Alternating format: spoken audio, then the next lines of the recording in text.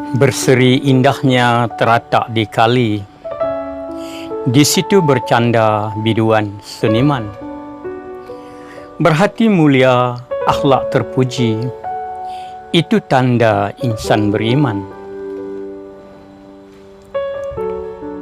Assalamualaikum warahmatullahi wabarakatuh. Waalaikumsalam warahmatullahi wabarakatuh. Pak Ngah, di kelapangan masa yang ada ni, ruang yang ada ni, saya nak minta sedikit nasihat daripada Pak Ngah untuk dijadikan amalan kepada saya di sepanjang harian saya lah. Jika ada nasihat apa-apa tu, boleh tak Pak Ngah bagi sikit untuk menjadikan amalan harian saya. Wallahualam. InsyaAllah, insyaAllah. Alhamdulillah. Assalamualaikum warahmatullahi Alhamdulillah. Bila teringat, bila nak sebut tentang nasihat, Pak Ngah pula teringat tentang pesan guru. Tentang pesan guru untuk kita amalkan semua. Alhamdulillah, mungkin ini boleh menjadi amalan kepada kita. Tidak berpakaian seseorang itu. Dia kata, tidak berpakaian seseorang itu tanpa memiliki 4 perkara ini dalam kehidupan dia. Jadi apakah yang disebut sebagai 4 perkara yang perlu ada tu, yang kata tidak berpakaian tu, kan? Apa yang dimaksudkan dengan dia? Dia kata tidak berpakaian seseorang itu, melainkan ada 4 perkara. Yang pertama, dia kata sentiasa berada dalam keadaan belajar. Dan yang kedua, dalam keadaan mengajar. Dan yang ketiga, dalam keadaan tolong-menolong. Dan yang ketiga, sedekah. Jadi sepanjang hayat kita, sepanjang hidup. Apa maksud kata sepanjang hayat? Setiap ketika, setiap detik. Kalau istilah lain kita sebut, setiap nafas naik turun. Itu bahasa yang kita nak sebut mudah sikit lah kan. Jadi setiap nafas naik turun tu, kita perlu ada dan sentiasa berada dalam 4 situasi ini. 4 keadaan ni. Kita ulang balik dalam kata-kata. Yang pertama dia kata dalam keadaan belajar. Yang kedua dalam keadaan mengajar. Yang ketiga keadaan tolong-menolong. Yang keempat sedekah. Jadi macam mana kita nak ada dalam keadaan yang macam ni dan sepanjang masa? Bila kita nak pergi sedekah dengan orang tengah malam apa benda kan? Jadi kalau atas huraian guru, dia bagi amalan dekat kita macam mana atas huraian dia untuk mengamalkan 4 perkara ni. Yang pertama dia kita belajar. Belajar ke mana kita sentiasa belajar.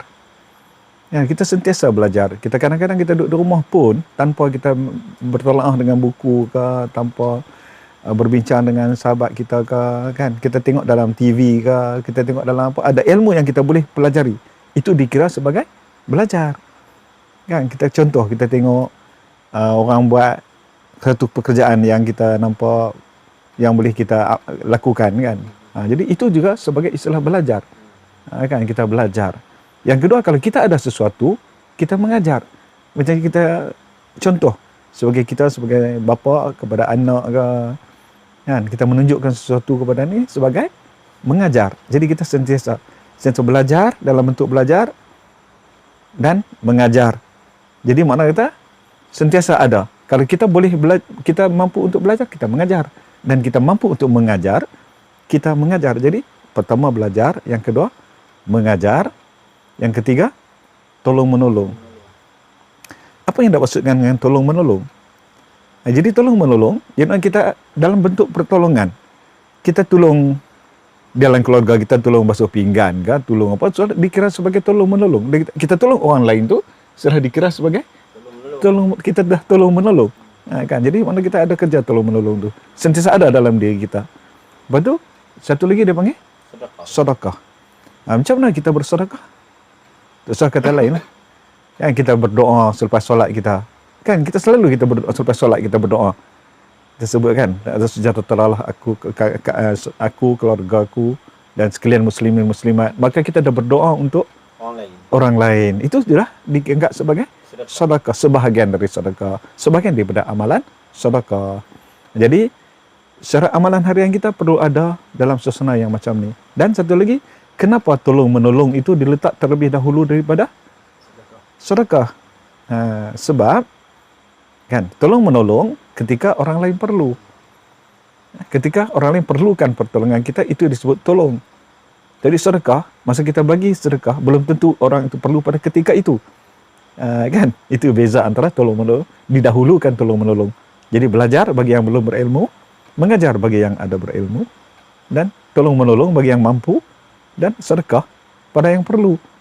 Kan? Jadi itulah amalan yang perlu ada dalam kita, barulah guru nyatakan bahawa barulah kita berpakaian. Jadi 4 perkara tadi tu kena jalan serentak orang. Ya, perlu ada sepanjang masa.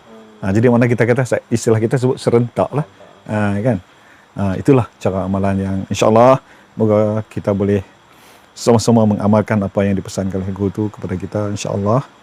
Dan ingat, insyaAllah itulah, moga kita sama-sama kita mengamalkannya. Dan itulah di penghujung ni, macam selalu Pak Ngah sebut lah, kan kalau dalam apa yang kita sebut dari dalam cerita ni ada tersinggung siapa-siapa kat luar sana, kita pun maaf. Dan kalau ada di mana kesilapan atau tersalah sebut, tolong betulkan. Dan insyaAllah. Sekian. Wassalamualaikum warahmatullahi wabarakatuh. Berbuatlah baik, ayuhai insan. Ke dalam laut kamu campakkan. Sekalipun tidak dikenal ikan, Tuhan tahu iakah bukan.